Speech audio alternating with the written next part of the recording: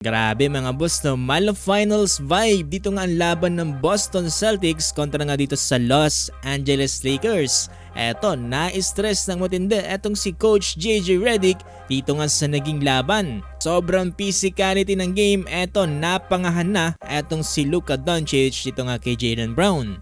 Flex pa etong si LBJ sa home court ng Boston Celtics. Pero etong si Jason Tatum naghalimaw sa kanyang home court, nag 3-point kiss pa mga boss no dito sa Los Angeles Lakers. Grabe din yung kanyang ginawang block dito for Luka Doncic.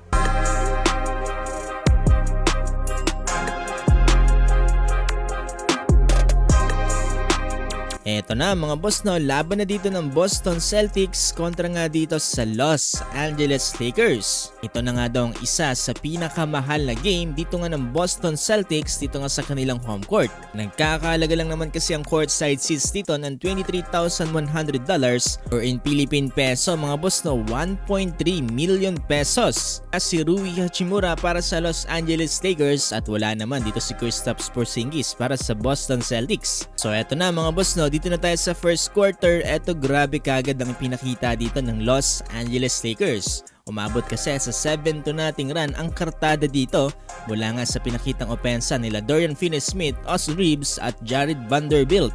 Pero nakasagot naman dyan ng Boston Celtics mula dito sa 4 straight points dito nga na Jaylen Brown. Sagot din kagad dyan sa LBJ ng kanyang 4 straight points at driving dunk naman para kay Jason Tatum.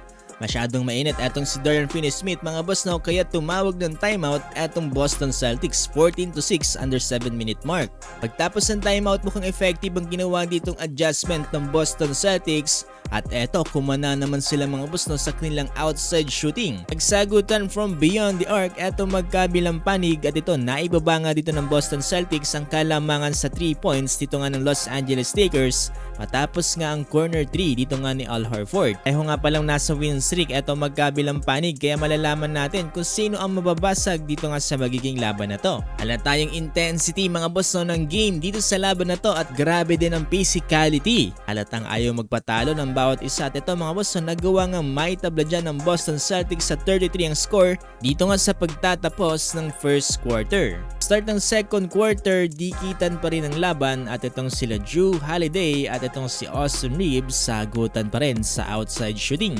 Galit naman itong si Coach JJ Redick matapos ngang maubusan ng shot clock etong Los Angeles Lakers. Tapos nasundan pa yan dito nga ng mid-range J dito nga ni Jason Tatum. Pero hindi pa rin dyan papatalo ang Los Angeles Lakers. Eto grabe, nice recover from Austin Reeves mula sa mintis niyang tira. Tapos biglang pasa dito nga kay LeBron James. Tough 2-pointer at ito nag-flex na dito nga sa home court ng Boston Celtics. Kulit nga rin ng batang fan na to dahil ginawa niya rin yung pag-flex ng muscle dito nga ni LBJ. And finally, Luka Doncic made another 3 from the corner. Sobrang intense ng laban, eto nasiko na ang panga dito nga ni Luka Doncic mula nga dito kay Jaylen Brown.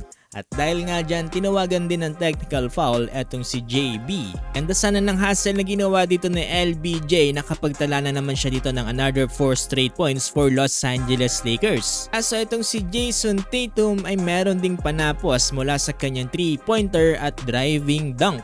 Dahilan para lumamang dito ang Boston Celtics 58-54. Jason Tatum with 22 points samantalang dito naman para sa Los Angeles Lakers 14 points per LBJ at 11 points for Luka Doncic.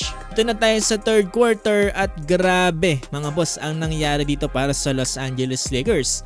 Hindi na sila nakapuntos dito until 5-minute mark dahilan para lumobong kalamangan dito nga ng Boston Celtics. Grabe yung team effort na ipinakita dito ng Boston at lalong-lalo na itong sila Jason Tatum at itong si Jaylen Brown. Unang puntos ng Los Angeles Lakers under 5-minute mark yan ay nagmula dito kay Luka Doncic.